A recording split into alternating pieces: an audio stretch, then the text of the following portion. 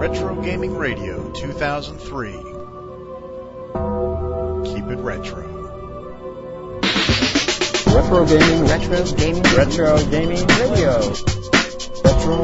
Retro Gaming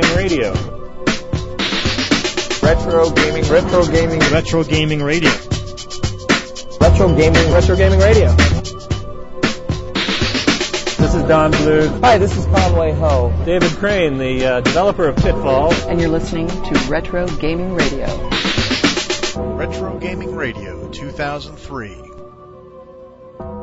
Keep it retro. Hello, folks, and welcome to the Thanksgiving 2002 special secret exclusive edition of Retro Gaming Radio. This is Shane R. Monroe, your host. Welcome to the program. Well, this is the first of two exclusive shows. One will be a Christmas edition and one will be Thanksgiving. We did this because we have so much content from the Classic Gaming Expo, and we've had so much information we want to get out to you folks that, well, we need extra shows. So those of you who are dedicated, devoted Studio Pass holders, this is one of two shows just for you. Which brings me to the idea and the concept of the Studio Pass holder. We are very, very grateful to have such a huge audience of dedicated Retro Gaming Radio listeners, someone who will actually sign up and be an exclusive listener. We appreciate that a lot, and these shows, these couple of shows that we're doing, as well as some other contests we'll be running, are aimed specifically towards our Studio Pass holders in appreciation for all of your dedicated listening patronage over the years. Some of you have been listening since day one, and it's still amazing to meet you folks. We met a guy at the Don Bluth seminar this last month, and he had said he'd been listening for years, longtime fan of the show. And it does my heart good to see folks that have been with us for so long that are still here. And it's great to have you guys, and thanks again for listening to the show. Speaking of one of the benefits of listening to the show, we are going to give away an Act Labs light gun to one of our lucky Studio Pass holders, drawn at random. We're going to announce you on the December show, the regular monthly show, not the special edition. We're going to let you know who won that great Act Labs gun and send that off to you. So you'll be blasting bad guys instead of opening socks this Christmas. Speaking of the December show, we are going to be running a little bit late. The holidays always throws everything in a loop. My producer Brian will be out of his regular environment around that time, so the show will probably be a couple days late, but we're going to take care of that. You'll still be a great show. It gives us a little more time to get some content together. The holidays are crazy for everybody. This show, we've got some good stuff. First of all, we're going to have a nice little editorial commentary about hero worship, and I think it's very applicable to be on this show at this time. We're going to have an interview with Rick Dyer, the hardware mastermind behind Dragon's Lair, behind Time Traveler, the hologram game, and behind the latest edition, Dragon's Lair 3D. We're going to have him on the show talking about the goodies. And we're also going to have a review of the much-anticipated Dragon's Lair 20th Anniversary DVD. You don't have to worry about it, folks. My producer made sure that I didn't make it too long, because for those of you who are sick of Dragon's Lair. There's still some good stuff in there, though, so I hope you stick around for that. My editorial commentary this month is going to be on hero worship. Now, I know that sounds funny. What are we talking about, hero worship in the middle of a classic gaming show? But in reality, if you think about it, it all works out pretty well. I started Retro Gaming Radio initially to voice my opinions on the injustice in the emulation field. This was back when emulation was still very hush-hush. It was still very private. And things were, you weren't downloading MAME off of CNET Games or anything back then. And there were no dedicated, really, ROM sites. So basically, classic gaming was in its infancy, the emulation of classic gaming anyway. And basically, we had some problems with certain groups trying to shut down the sites that did have ROMs. People that seemed to care that we were playing a 20-year-old game. Called the IDSA, for those of you who are not familiar with them, the Interactive Digital Software Association, if I remember right. Basically, their job is to earn a paycheck by shutting down copyright infringing sites. What's really funny is, what is funny though about these guys is they really don't have any legal juice. They are simply like representatives. For example, let's say that I own a project. Let's say I own Dino Eggs.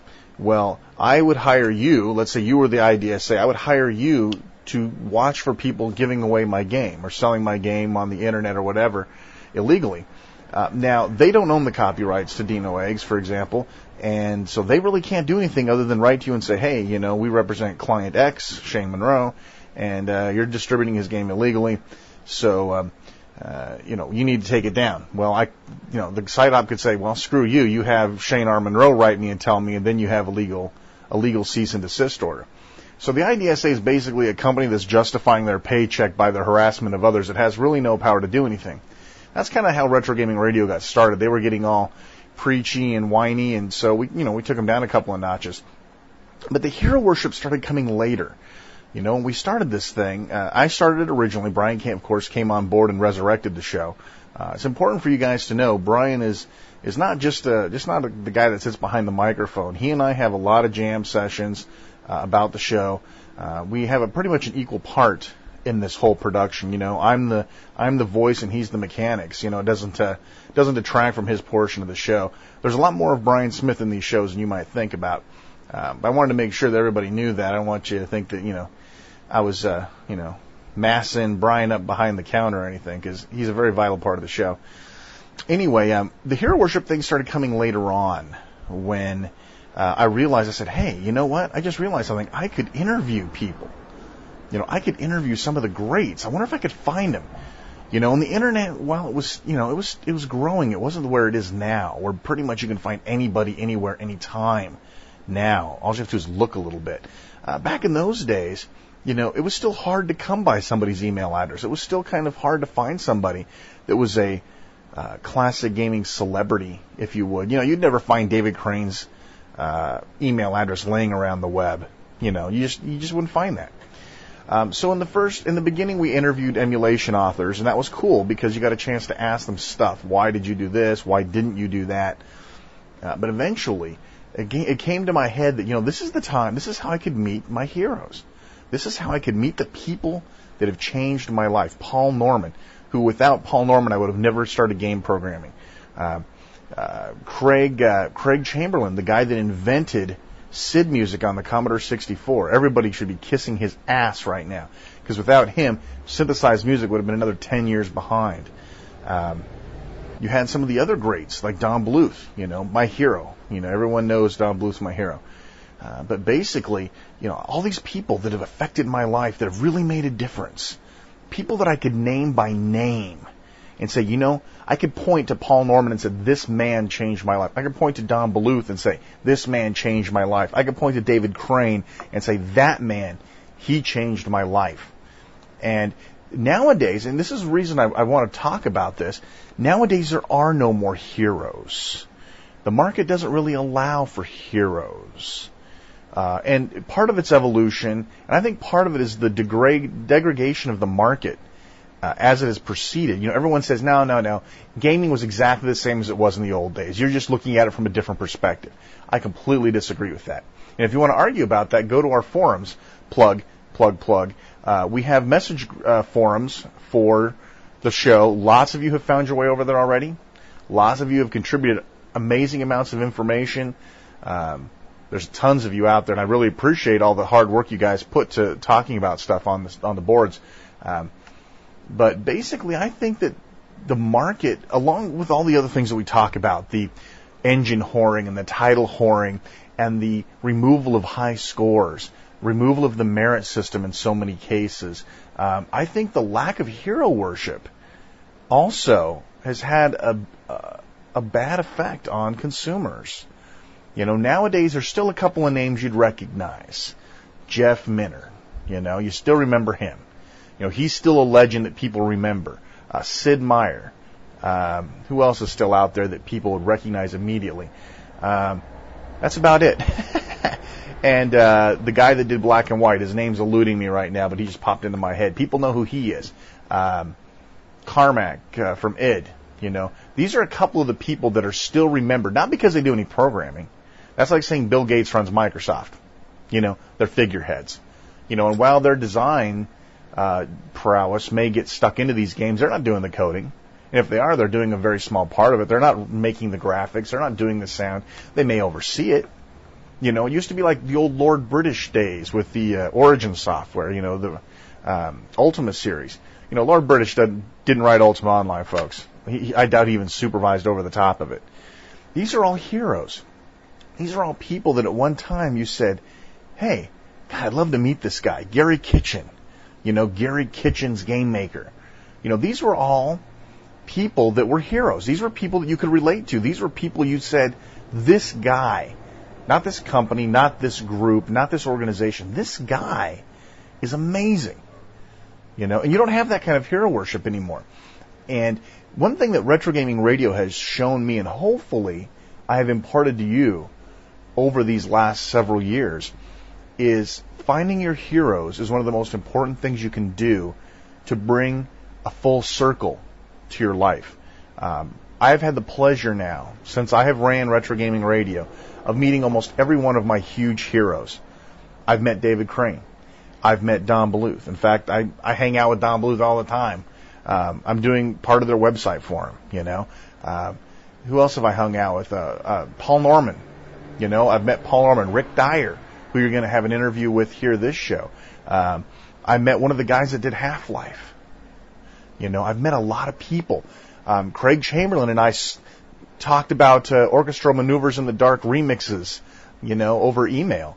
You know, he's a hell of a guy. Paul Norman, I still talk to him time to time on email. There's just, it's an exciting thing to be able to meet your heroes and put them in a perspective. You know, honestly, David Crane kind of disappointed me.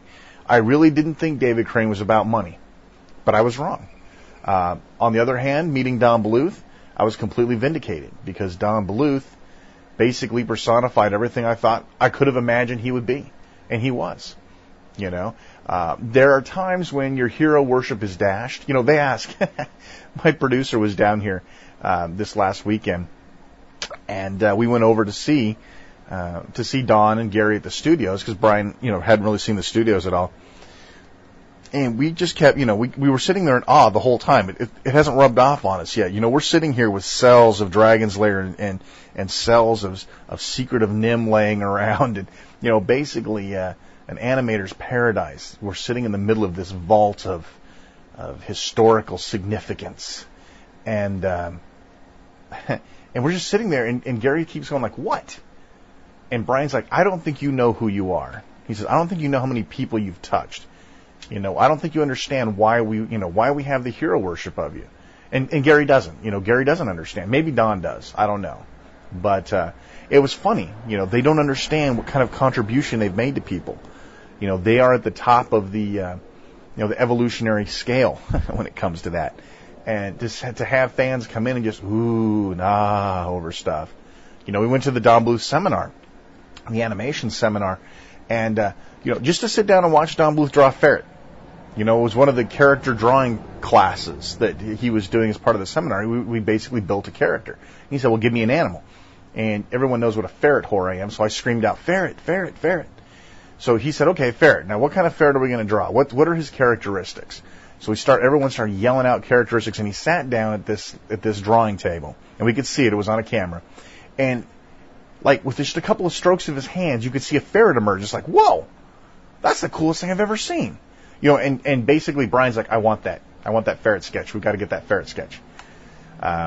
So, you know, sometimes your hero worship works out, sometimes it doesn't. But in the end, you're nothing but better for it. You get to put closure on the questions you had. All of the questions that I had about Dragon's Lair, all the questions I had about Keystone Capers, all the questions I had about Pitfall. You know, we got them answered. And to be able to do that, and this isn't hard, folks. You come to CGE, you catch them in the hall, and you say, "Mr. Crane, my name's so-and-so. You know, I'm a big fan. You know, thank you. You know, I met the guy that wrote Demon Attack on the Atari 2600. That son of a bitch. Way too much of my life was spent playing Demon Attack on the 2600. Time I'll never get back." But hero worship, I think, is something that is largely missed nowadays in today's gaming world. Go ask somebody who's a total console freak.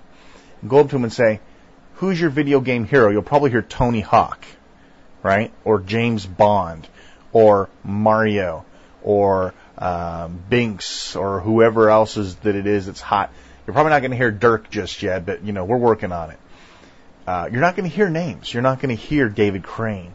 You're not even going to hear. You're not even going to hear the guy's name from Black and White, the guy that did Black and White, which everybody seems to know his name, but I can't recall at this moment. You won't get that. People don't care. People care about directors. Now, if you go to the movies and you say, hey, this was directed by Jerry Bruckheimer. Hey, this was directed by George Lucas. This was directed by Steven Spielberg. Those are heroes. When somebody's a total Star Wars whore, they worship George Lucas, right? Not only, he wasn't just the director, but, he had a big hand in it. But, if you think Steven Spielberg, Ron Howard, names that you recognize, names that you put to quality, you don't really have that anymore. And don't tell me that a movie is any less complicated or complex with less people involved than a video game. Basically, I would say that there's about 100 times more people involved in any typical movie than any video game. But those are names you understand, right? Those are names you hear and recognize. Jerry Bruckheimer. Oh, yeah, I know who Jerry Bruckheimer is. Robert Zemeckis. I know who Robert Zemeckis is. Sure. Do you know the best boy gaffer grip guy that was in Frighteners? Hell no. Of course you don't know. I don't know, and I'm a movie whore. I love Frighteners. I don't know what the best boy grip was in Frighteners. But the point is, it takes a lot of people to put it together. And that's part of why there's no heroes. I'm not saying it's a good thing. I'm not necessarily saying it's a bad thing. I think it's a shame, though, that kids are growing up without the heroes. There's sports heroes, there's sports legends. People know who their favorite player is on a basketball team or a baseball team. But you know what? They are not independently responsible for the success of that team most of the time. Just like the guy that the Lord British wasn't responsible for Ultima Online, even though his name is probably attached to it for cosmetics' sake. Just like David Crane wasn't associated with Pitfall Mine Adventure, even though I'm sure his name was somehow associated with it. The bottom of the truth is, where have the heroes gone? Hopefully there people are still finding heroes. I just don't see it as much. And I think that there's a whole new generation of kids, of game players, that don't have anybody to look up to, that don't inspire them to write beautiful games, that don't inspire them to animate beautiful imagery and cartoons, or animation. Sorry, Don. That there aren't people that are being inspired to create music. Basically, people emulate who they personify as heroes. Music groups. Not saying Madonna and Michael Jackson are like people you want to emulate now, but at one time they were.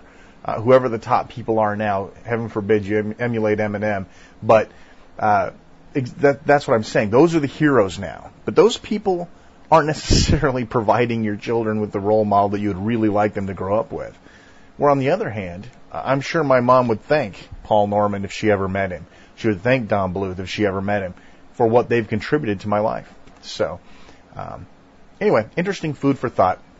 Hero worship. Discuss it on our message boards at RetroGamingRadio.com. We'd love to hear your input.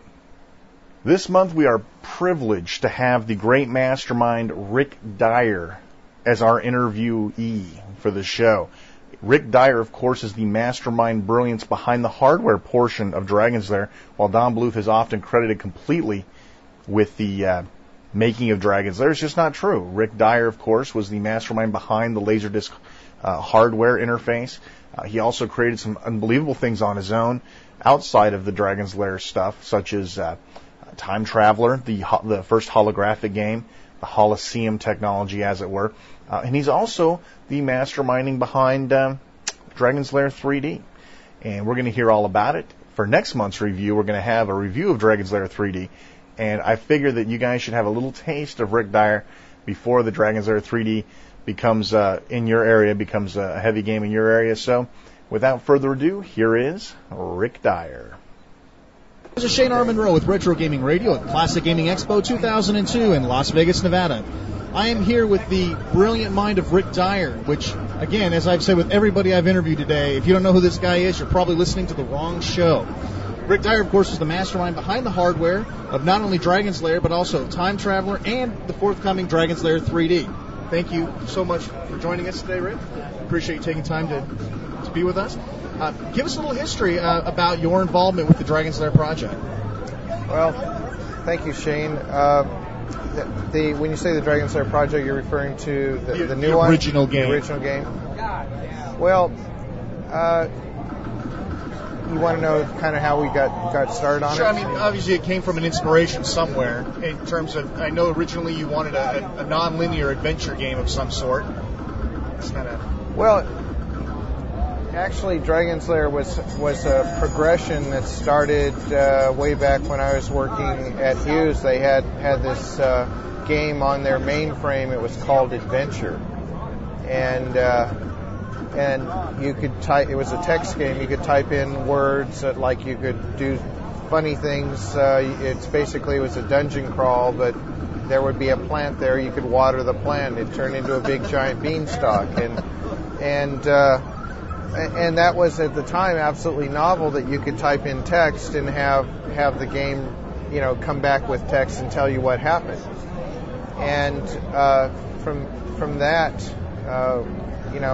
I said, well, gosh, how far can you take this? And I took a roll of cash register paper, hooked a couple motors up to it so it rolled back and forth like a player piano, forwards and backwards, and we spread it out and put a light bulb behind it and a piece of dark smoked plexiglass so that when the picture on the cash register paper stopped, the light bulb would light and you could read the text and see the picture that had been drawn, and there would be a series of choices, go to the desert, press A, squish the plant, press B, or whatever, and you make your decision, and then the computer would roll the paper forward or backwards to the next picture based on your decision. So it was interactive, and it's what we internally referred to as our toilet paper version of the game. And this was about what time frame? Oh gosh, this was probably 1981, I would guess. And we, from there,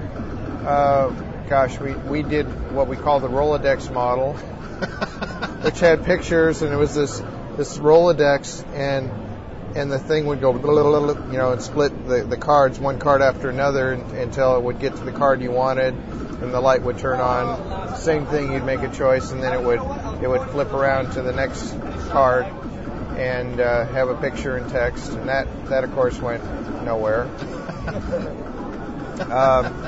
And then we added a cassette deck so that you had sound, and again, remember, this was all pre-Laserdisc. Absolutely.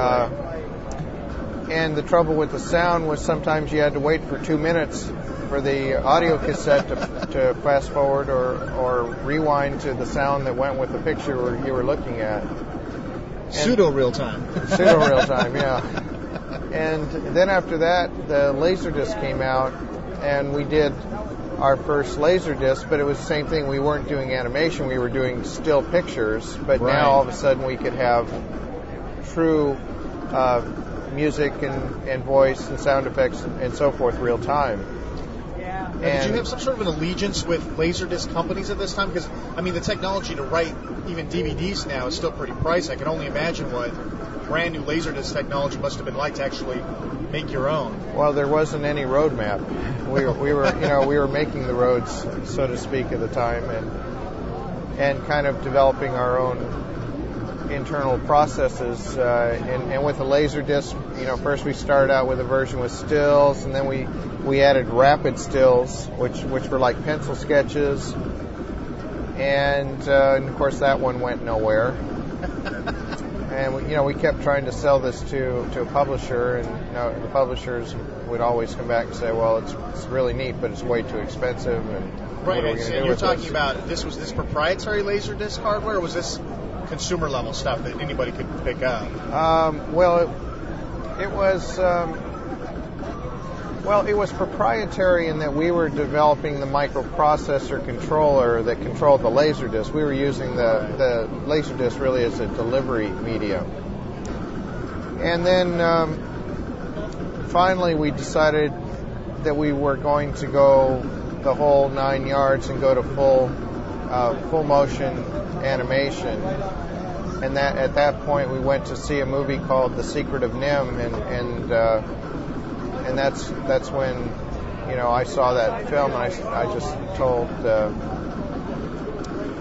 my wife, I said that's who I want to do the animation.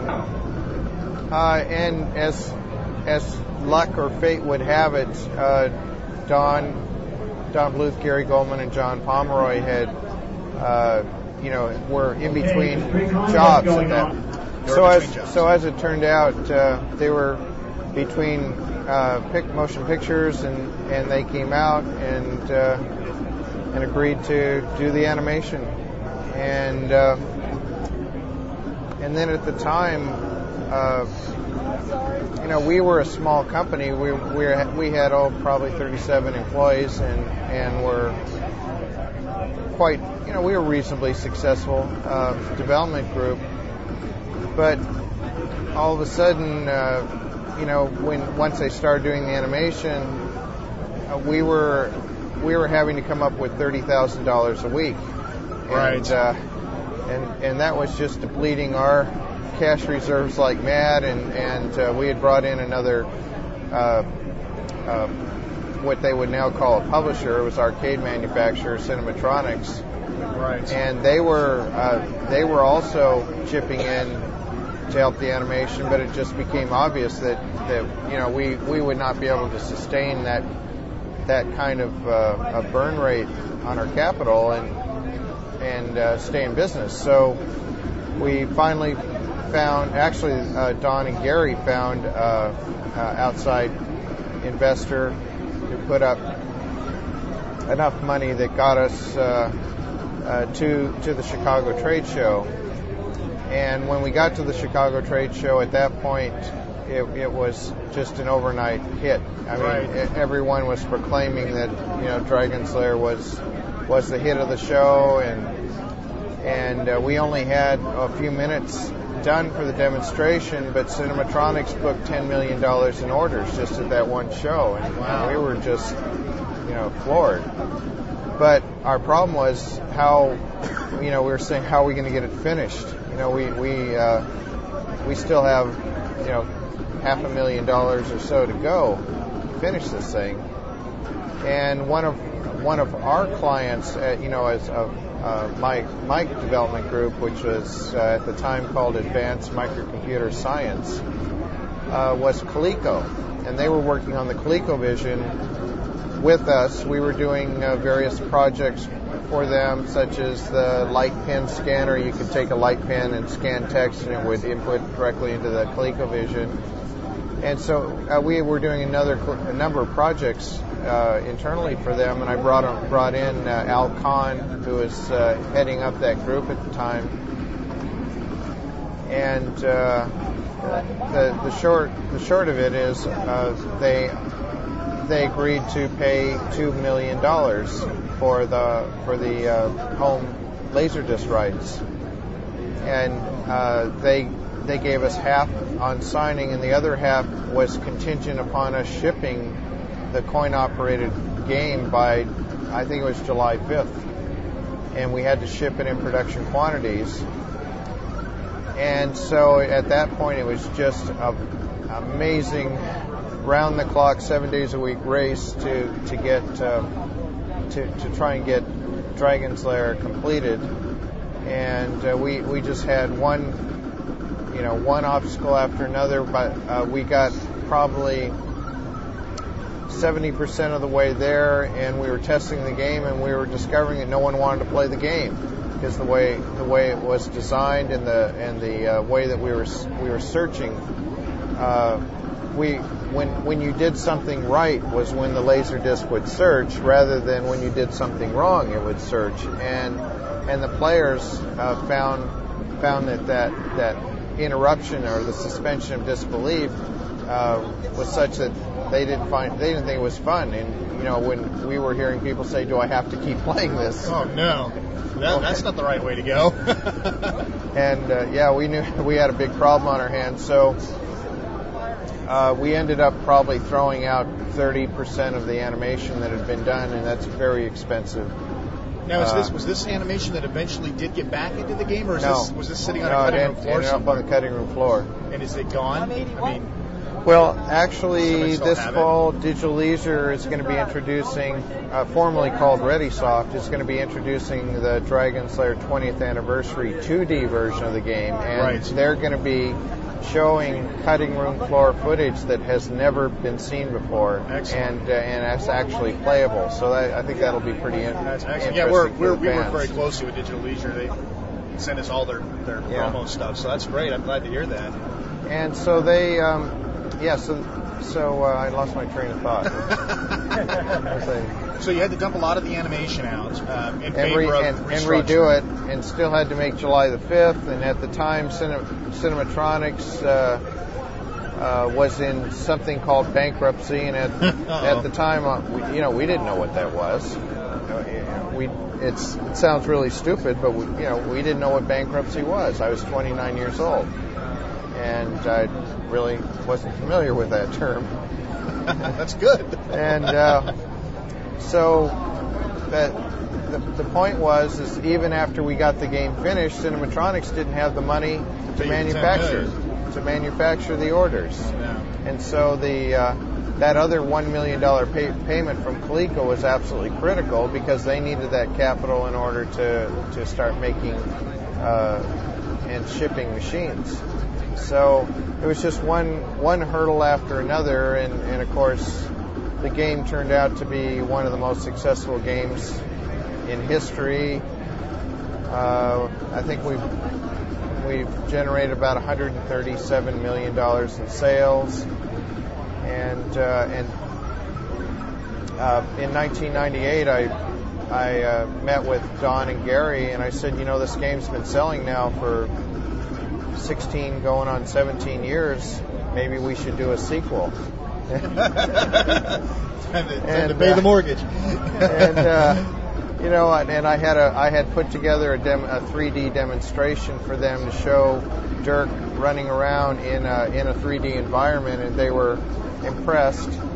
And Don asked me, he said, "Well, this is interesting, but why should we do it?" And I said, "Well, the reason why we should do it is because you will have complete control of Dirk, meaning this time it's real.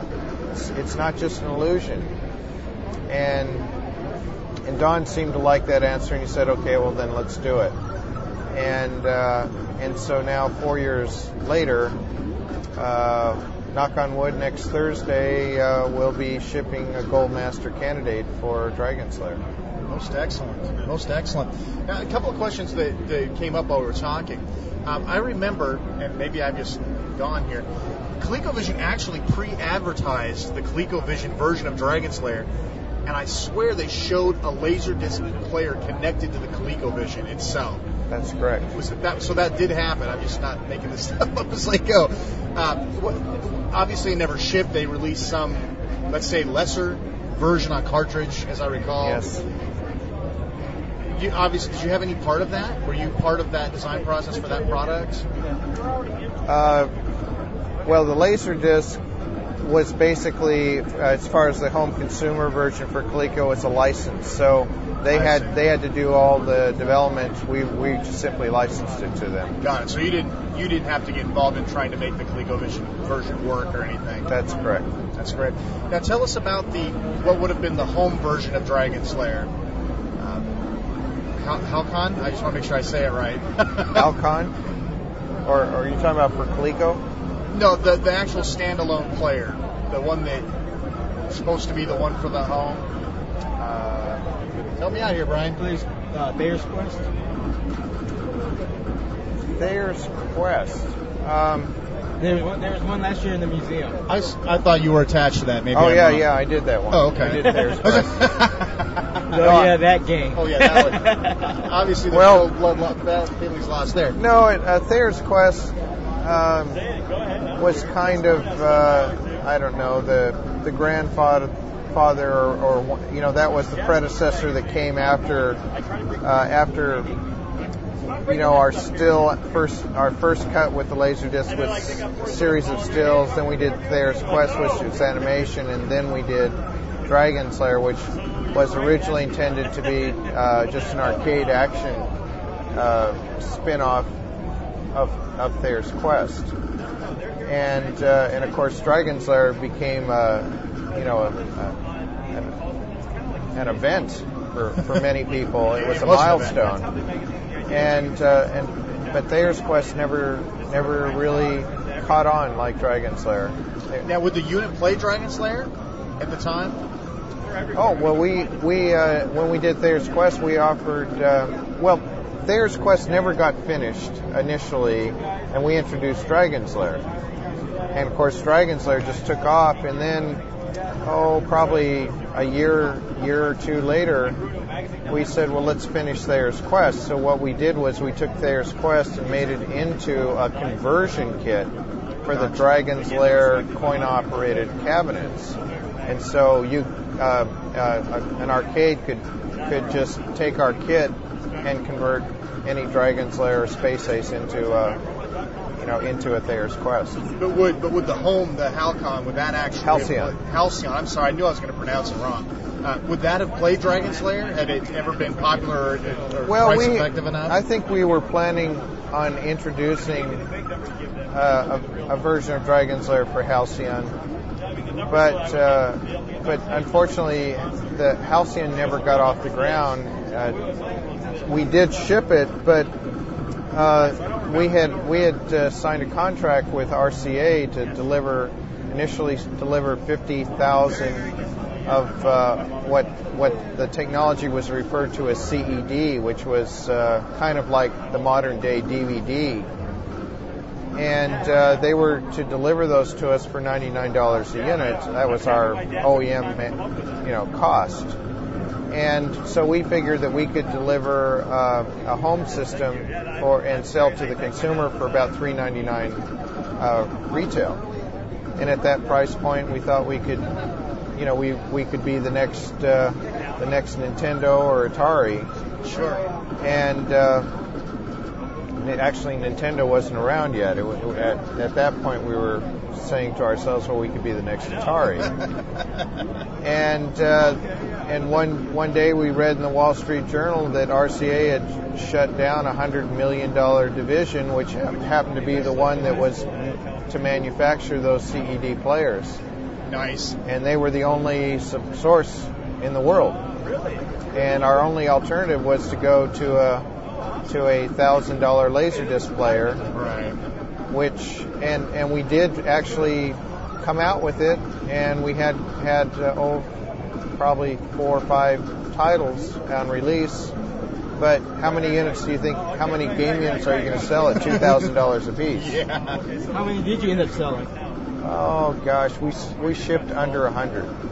So that's a true collector's item out there. Oh, right? big time collector's item. Do you have one still yourself? Oh yeah. Oh yeah. I That was a dumb question. Never mind. What 5 titles were released for it? What's that? What 5 titles were released? I don't remember all of them. We had Cobra Command. We had NFL football. We had Thayer's Quest.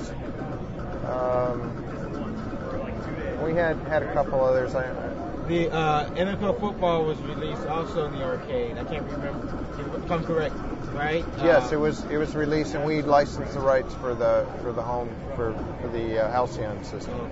Yeah. So now, technically, if you don't mind asking, of course, one thing that was really neat about Halcyon that was a first is you controlled the game by talking. I didn't know that. I didn't know that either. I thought it was still a controller. No. Wow. No, you just talked to the game, and you'd say left, right, fire. Oh, and man. So it was absolutely $2,000. it was absolutely state of the art at wild. at the time by maybe a decade. Yeah, that's still really cool. Yeah, so you could control the whole, and not only that, it talked to you, it called you by your name, Wow. and it had artificial intelligence. it's basically what we were trying to do was a version of HAL from 2001: A Space Odyssey. So that's where the name came from, Halcyon? Yes, actually, that's part of the name. Good catch. Good catch. So now, technically, do you guys share the rights to Dragon's Lair? Yes. Who actually owns the property? Well, the Dragon's Lair LLC is the master franchisor, and that is owned by the Bluth Group and Digital Leisure, which is also going to be it's been shipping all the Dragon's Lair 2Ds forever, right? And ourselves. So it's a so partnership. actually a partner with you folks. Oh yes. Okay. Yeah, I thought maybe you guys just had a good working relationship. I didn't realize that you all had a complete vested interest. I thought maybe they were licensing like ReadySoft did. No, it's they're a partner. Oh, they were partnered back at ReadySoft times as well? Actually, I think they were. Really? I'm not exactly sure. We weren't part of ReadySoft, but the partnership that David Foster, the owner, had was, I think was with us. Although technically we weren't part of ReadySoft, but the point was there was definitely a relationship that beyond just a piece of paper. Versus, not like licensing, but you guys actually had a little deeper than that. Oh yes. Cool. Now, a lot of people don't understand your portion of Dragon's Lair. I mean, everyone knows, unfortunately, that Don Bluth's Dragon's Lair. I mean, does that ever bother you, that being the technical side of it? I think it bothered our staff back in 1983 tremendously. I don't think it ever really bothered me that much. You're still making the money, so. And I don't think that it bothers me at all today. But the staff was very frustrated because they were developing the technology and they were writing the scripts, and initially they were doing storyboards, but the scripts and the storyboards would go into the Bluth Group and they would rewrite them. I was just going to ask that question. They'd rewrite them, they'd change the characters, and of course rightfully so, because they had to animate those characters. And they would, and so what would come back would be completely different than what was sent out. And so it was just some very interesting dynamics that went on, because I think the Bluth Group liked all the ideas and the concepts and the gameplay itself that was coming in, but they would rewrite them and redo them, and so the creative staff would come back and go, well, why are we doing this? They're just going to tear them out and throw them back at us. They're just going to change them anyway. So the story of Dirk and Daphne, did that actually originate from your company then? It just was massively changed. It was massively changed, and I think that Don really did in terms of the storyline between Dirk and Daphne. That I really have to say that is to Don's credit. It was looking back, it was a very caustic process creating Dragon's Lair, because we had seven game designers that were literally locked up in a room, and every day they would come in with their new scripts, read them, and the rest of them would critique their work. And the problem with that is that it quickly became personal. Right. And when their work was critiqued, and by the time Dragon's Lair was finished, those people hated each other. Okay, so obviously Space Ace came along as the obvious successor, as a natural successor to Dragon's Lair. I'm assuming change of theme just to kind of keep things fresh. I mean, that was you hit the nail on the head. The theme was changed because everyone was sick to death of Dragon's Lair. Now, Dragon's Lair 2 had been started. Now, was it started right after Space Ace, or was it done concurrent? No, Dragon's Lair 2 was really, there's an overlap, but the next project was Space Ace, and then we started Dragon's Lair 2. And Space Ace, of course, Space Ace never did quite as well as Dragon's Lair, and I think that part of it is because it was a science fiction theme. Really? You think that really made a difference then? I think a medieval theme has a bigger interest in audience. Interesting. Do you think that's still true today? Yes. Really? I think. I mean, I agree with you. I just know so many people that aren't into fantasy and medievalism. Not like my producer, I shall remain nameless. I don't like fantasy. I'm sorry. But I love Dragon's Lair, believe it or not. Well, how can you not love Dragon's Lair? Everyone loves Dragon's Lair. That's an interesting. Good science fiction is really hard to pull off. Yes, it is. That's really what it comes down yes, to. It is. It's not that we certainly have numerous examples of how they have pulled it off, but it's a harder subject. Well, that too, and I like to speculate too. In Space Ace's case, you didn't really get attached to anybody. Everybody in Dragon's Lair was named by name in the attract mode. Lizard King and the Giddy Goons. I mean, everybody. I mean, you could relate to every character in Dragon's Lair. With Space Ace, even though honestly Space Ace is my favorite of the two, just because I love the music. I mean, there's an ambiance to Space Ace that just drives me crazy. But there wasn't anybody. There wasn't even really. There was the antagonist and the good guy and the bad guy, but it wasn't quite as clear cut. I mean, you had Borf and Dex and Dexter. Nobody liked Dexter. They barely liked him as Ace. I liked him as Ace. But and nobody thought Kimberly was hot enough, to be honest with you.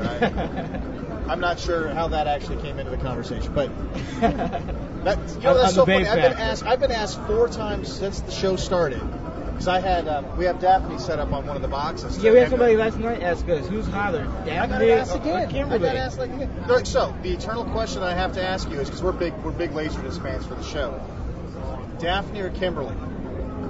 Hands down, Daphne. Yeah, and I looked at him and I said, that's really a difficult question. I said, let's face it, Daphne was hot, but once the honeymoon was over, I think you out of bed, basically. So, I just thought that was an interesting. I guess because she was just too aggressive. Yeah, Kimberly was definitely the wife you never wanted. Right. But sorry, I didn't get sideways on that. But I was just curious what your opinion was on that. So Space Ace and Dragon's Lair pretty much use identical technology then. Yes. Straight conversion kit. And then there was something mentioned in one of the Digital Leisure videos, and I keep meaning to talk to Don about it, but I forget. There was supposed to be some secret project coming. They mentioned it. They had like a preview. It was from a PM magazine or something. That they went into either Don's or your workshop or something and said, we've got something on the back burner that's so secret we can't even show it to you. Do you have any idea what that was? That was Halcyon. Oh, it was.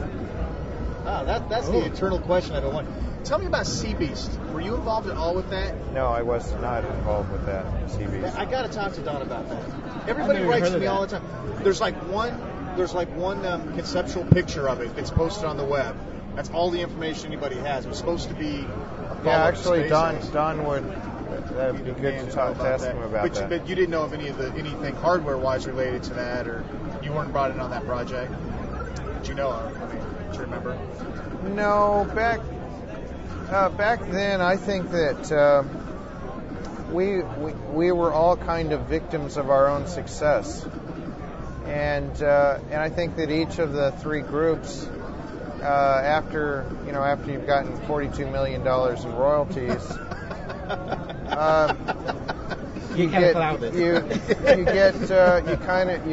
You really start to be seduced by the success and start to believe that you can do it by yourself and you don't need them, and of course that absolutely was not the case. Right. It was the chemistry and the team of all the different groups that produced the magic. And it was a miracle project to begin with, like you said. It was surprising that it happened at all.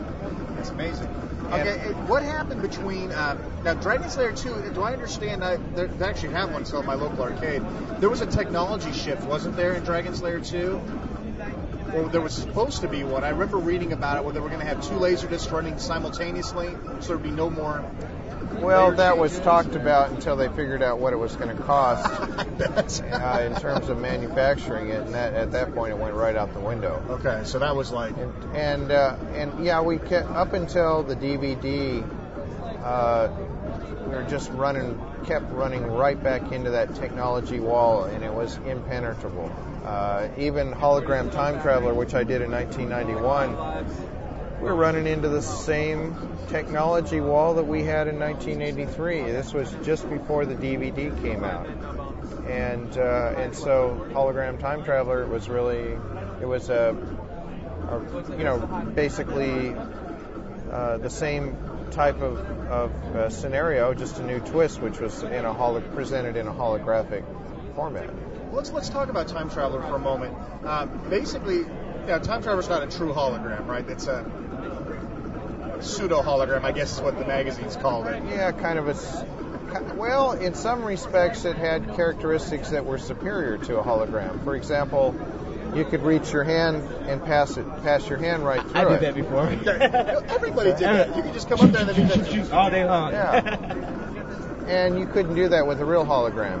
You would physically run into something. Oh, really? If you tried to pass your hand through a true hologram. But yeah, that was some. And that was still Laserdisc technology. It was Laserdisc, and it was exciting at the time because, again, we were doing something that had never been done before. There was no roadmap. How to produce these holograms, how do we shoot it? We had to rent the largest production studio in San Diego to build the sets, and it was a very interesting undertaking. And now that was published through Sega, is that right? Yes, we licensed it to Sega. You licensed it to Sega then, okay. And technology differences other than the obvious hologram, same control mechanism, same interface, same everything. Was pretty much there. Yeah, we didn't have another way to go. Now, I can tell you that when it first came out, from the standard consumer point of view, there were basically lines around the block yet again, just like Dragon's Lair. But was it even close to as successful as Dragon's Lair? No, it wasn't even close. It did okay. We did, I think, around 16 million in sales. So it was not a disappointing where project. Dragon's Lair was probably, I don't know, four times that. And so what was the production price, if you don't mind my asking, what it cost you to get all the actors and to shoot the thing and do all of that? Obviously, you must have broken even and made some money on it. Oh, we made money off it, definitely. Yeah, we made some good money, but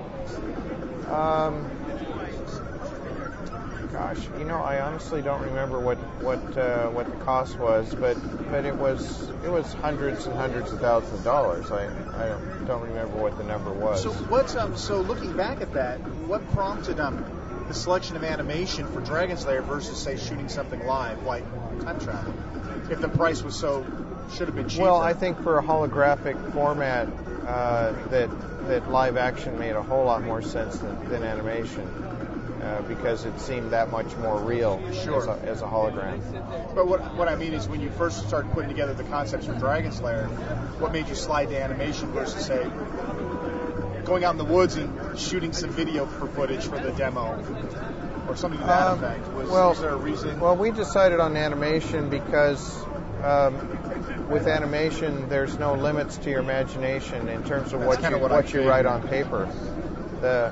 Where live action, there's at least at the time, there was very real limitations because you didn't have computers then that can create 3D models like they do today. So you had to very much be aware of what it was going to cost to create a real set based on some writer's pen to paper.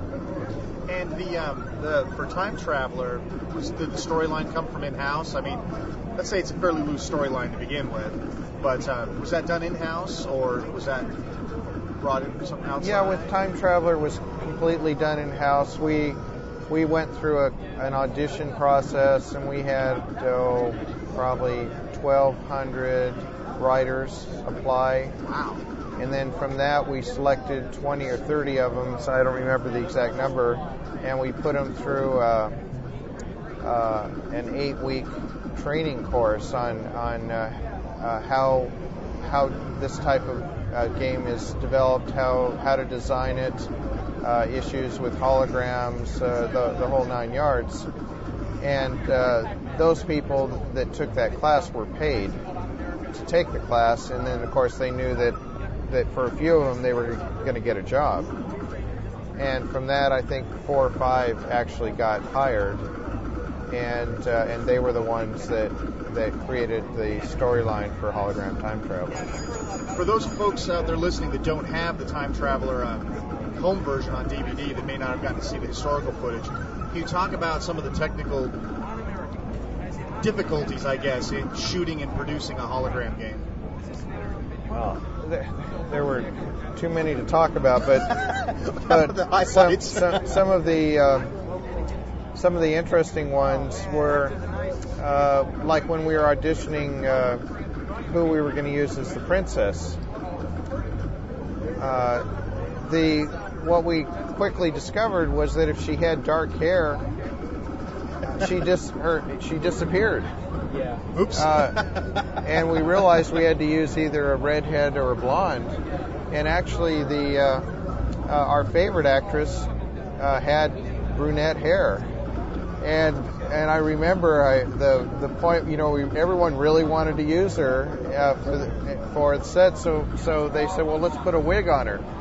Uh-oh. And they put this wig on her, and she came out, and there were a group of us, sitting there, in our chairs, and she came out, and this was a pretty serious moment because the girl obviously really wanted the role, and so forth, and I thought I was going to die because when she came out, she looked so funny with that blonde wig. Oh, no. And I had to hold my composure, and so I was holding my composure, but there were tears just streaming down my eyes from the trying to suppress the laughter because she looked so silly in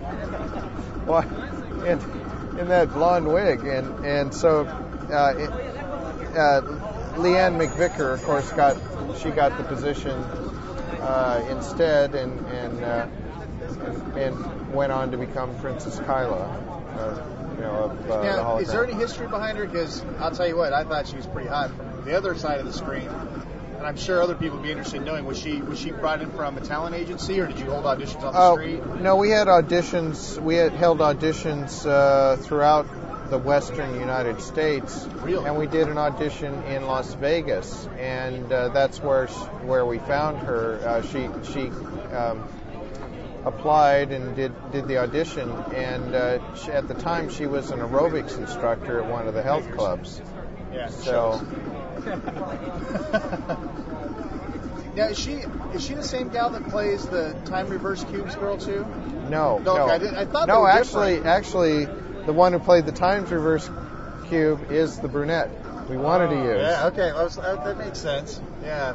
And if you notice, we had to put her in a special environment in order for that to work. That makes sense. Yeah, I remember that now. That's wild. I love stories like this. It's great stuff. Can I ask you a couple questions? No, it's mine. No.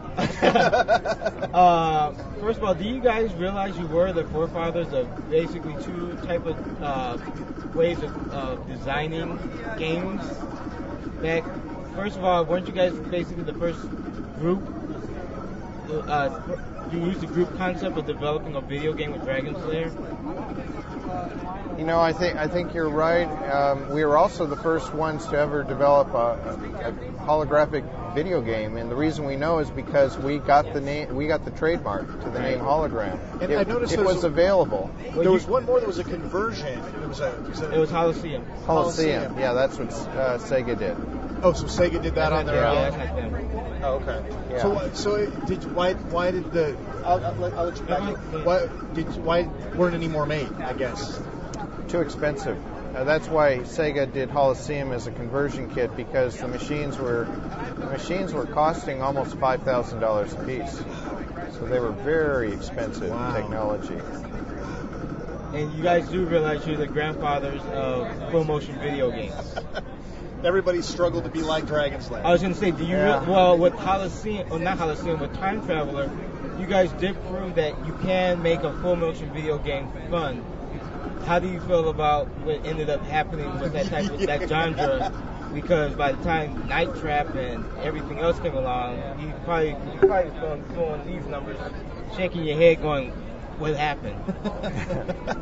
Well, that's the industry's always been that way. When there's something new that does well, then you have a bunch of Me Too's that are scrambling to try and copy you. It's always been that way. I think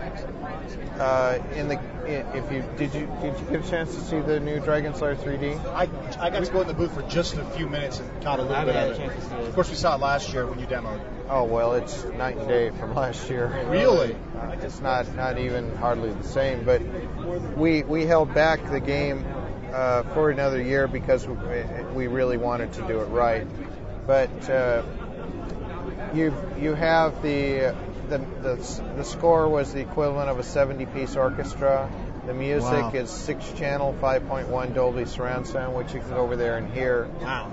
And also it's history again because it's the first high definition TV video game ever developed. I've noticed that it's always shown in widescreen. And from what we're told by Microsoft, the Xbox folks, is that we'll be the first for some time because of the difficulty and challenges that are involved to output and create high definition TV on Xbox. Do I even broach the topic Of what?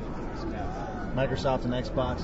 Well, let me ask a question first. Last year when you guys demoed Dragon's Lair 3D, feel free to not even answer this, okay? Yeah, I know I'm getting ready to jump over the line here. Was Microsoft really got on you guys back to sit up there and go? Because I think was it him? Was it? It was Rick. Yeah. You were up there going, "This is not the Xbox version. This is not the Xbox version. This is not the Xbox." It was like Microsoft had a gun to your head and said, if you say this is a Microsoft version of this, we're gonna kill you. Yeah, we commented as soon as we left the demo. It's like, did you see what I saw? And he's like, what? And I said, did you notice that he denied that this was the Xbox version 5 times? I said, I swear to God, I was going to pull the curtain away and find a Microsoft guy with a rifle trained on his head. What was the story behind why you had to keep saying that? We had not been formally approved yet by Microsoft, and they simply did not want us to be saying this was a Microsoft that this was a Microsoft title when they formally hadn't approved us, which I found to be kind of ironic, given that they had Dragon's Lair on their website, nice. for the first year or so after they announced Xbox. So, well, let me ask you a question again. Feel free to. That it was really more just a technical issue that they hadn't formally approved us, so they really didn't want us talking. Because the last thing you wanted was somebody coming back from this show going, the Xbox version is coming for Christmas. Yeah. We talk a lot about evil publishers on the show, and we've had a lot of people write in, people who are developers that work with these publishers and say, yeah, you're right. In fact, it's even worse than you think. And specifically, Microsoft and Xbox has been known to be, let's say, the ultimate bully on the block in terms of development. Comments on that? I see you're running the Xbox version in there right now. Have you found them to be difficult to work with? And again, if you feel that this would be a non good thing to talk about, we can just skip right by this. I think we should probably skip right by that. All right. Okay, that's fair. That's fair enough. We don't want to put you on a bad spot there. No, we won't go there. All right, we'll just skip all over that. So let's talk about the game itself. You are now working under Dragonstone Software. Dragonstone Inc. Well, I'm heading. I'm so confused about that because there's Blue Light was involved. Yeah, I'm really heading up 2 companies. Dragon's Lair LLC is the franchisor, and so that for example, we license the action figures, the comic books, the lunch pails, everything. And Dragonstone is wholly owned by Dragon's Lair LLC, and that's our development group. I see. Okay, so when somebody says this is Dragon's Lair 3D by Dragonstone. Okay, so that's the appropriate way to do that. Okay, cool. Now, so what was the Blue Byte thing in there somewhere? Were they originally going to publish for you? Well, Blue Byte originally signed up as our PC publisher, and they were great people to work with. They got into financial trouble and ended up being purchased by Ubisoft.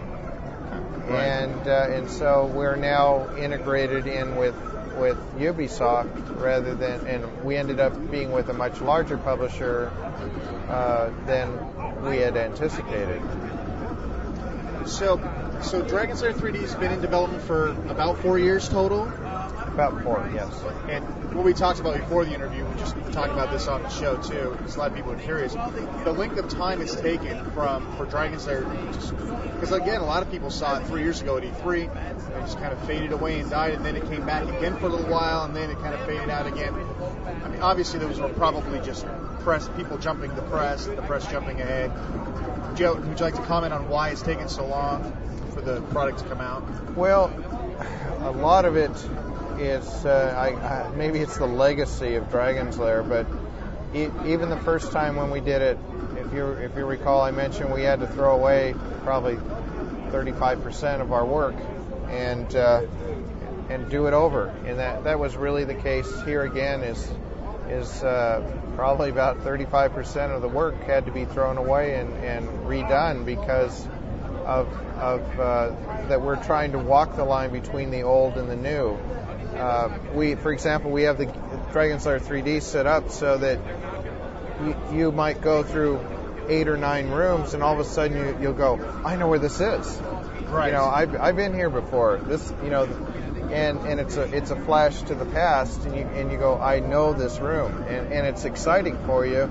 And then you might go into other parts of the castle, 8 or 9 rooms, and then all of a sudden you come to another section and you go, I know where this is too.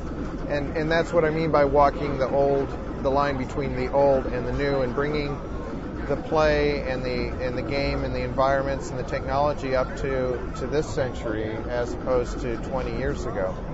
Are you worried about the standard stigma with games, basically what we call title whoring on the show, where a game will take a title, the name of a game, Galaga or Centipede, slap it on a game that has nothing to do whatsoever, I mean, really nothing to do whatsoever with the original gameplay, and basically feeding off of the name. Understanding, of course, that this looks just like Dragon's Lair, but it doesn't play like it. Are you worried? Have you gotten any impact from the purists that say, well, you know what, how can you make Dragon's Lair and make it a Tomb Raider game? That's why it took us so long. And as a matter of fact, most people, and you guys be your own judges, but most people that have seen the game are absolutely amazed, because you're right, it is so hard to pull that off. It is terribly difficult to pull it off, but the consensus almost universally is that we did it. We want to thank Rick Dyer for being on the program, and hopefully we'll get a chance to interview him in more depth in a much quieter environment sometime in the future. We hope you enjoyed that interview. We have had interviews with Don Bluth and Gary Goldman about Dragon's Lair, so if you're interested in more, please do check out our archives. We do still have many of those online. We'll have a review of Dragon's Lair 3D on our next episode of Retro Gaming Radio. Well, folks, we're going to take a really quick look at a new release from Digital Leisure called the Dragon's Lair 20th Anniversary Edition boxed set. Now, I know you guys are sick to death of me talking about Dragon's Lair, and I completely understand that. So we're going to make this pretty quick. We're just going to give you a good insight as to what you get with this package and give you a little idea of what my personal viewpoints were on it. First thing to note, this package comes with all 3 games. That's Dragon's Lair, Space Ace, and Dragon's Lair 2. Now, the Dragon's Lair 2 and Space Ace discs are pretty much identical releases to the original discs, so if you've already got them, you've already got them.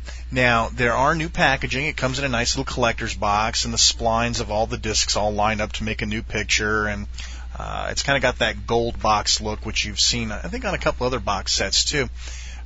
So, basically, the packaging is nice. Thank you.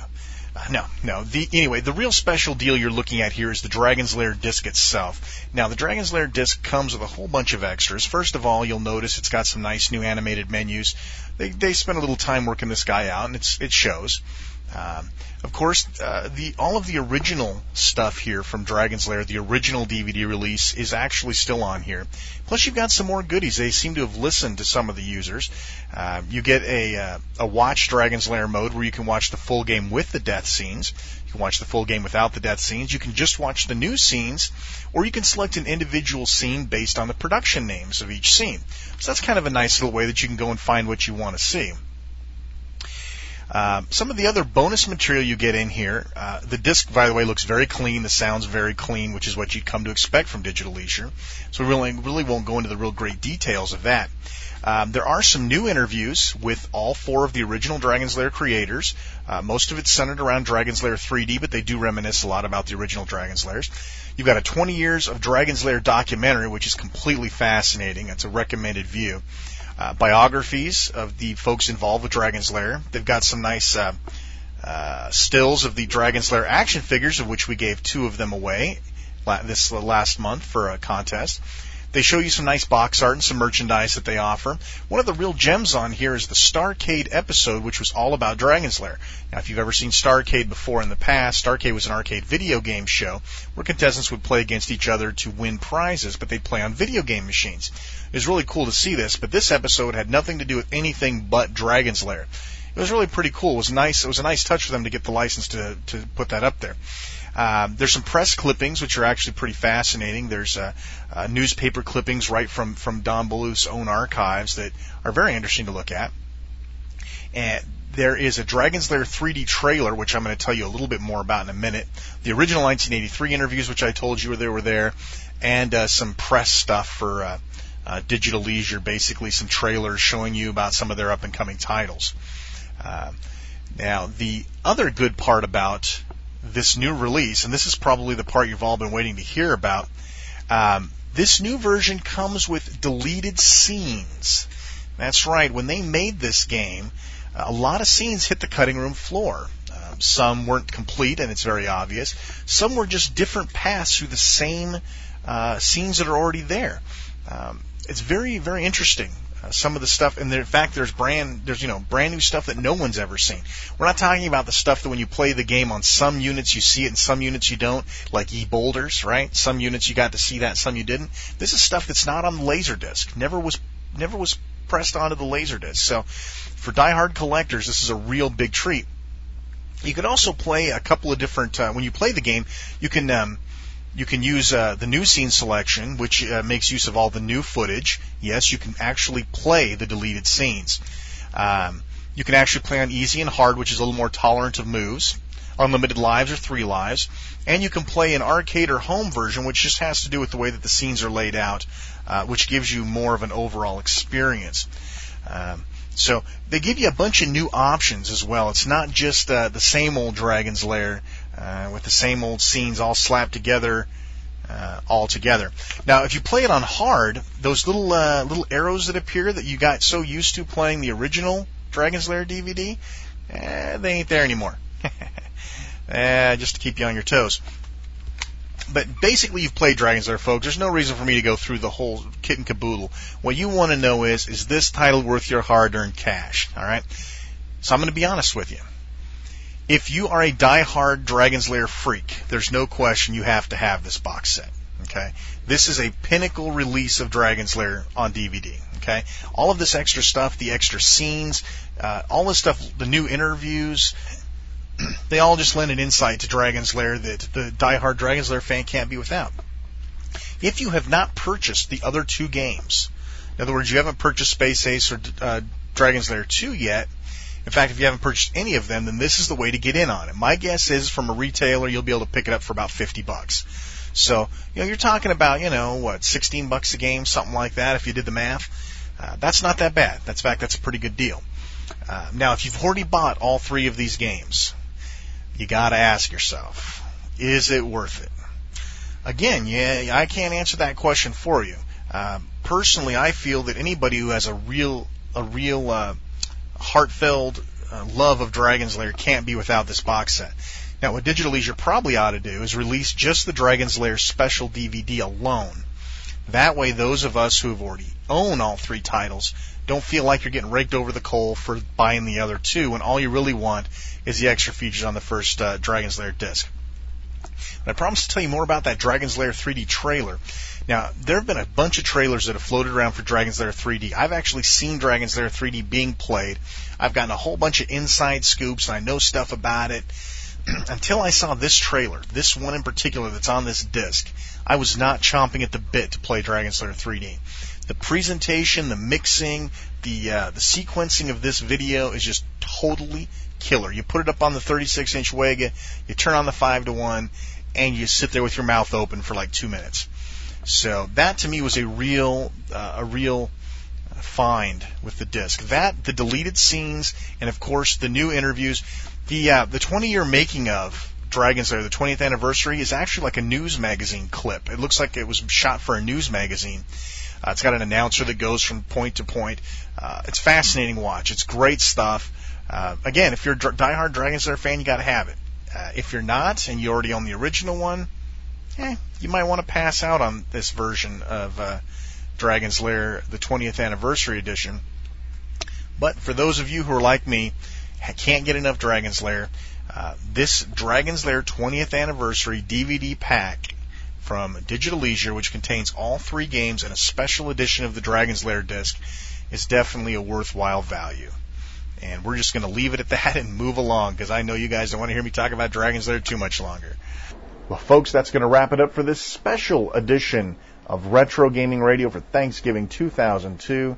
Before we end the show, I'd like to thank our host, speedhost.com. Jose Q over there has been providing us bandwidth since the show began. He's been doing a great job hooking us up with hosting. If you need hosting for a website, please check out speedhost.com. Good rates. Tell them Retro Gaming Radio sent ya. Also, thanks to our interviewees. Thanks to all the folks that help make this show possible. Thank you, Brian, for the great job you're doing producing the show. And thanks to all the listeners. You guys are the best. We never get jaded. We never get jaded and not like seeing you guys. If you see us on the street, if you see us at conventions, at wherever, come up and say hi and shake. Let us shake your hand. We'd love to meet you, and we never lose the thrill of meeting our listeners. Well, that's going to wrap it up, folks. This is Shane R. from Retro Gaming Radio saying until next time, keep it retro.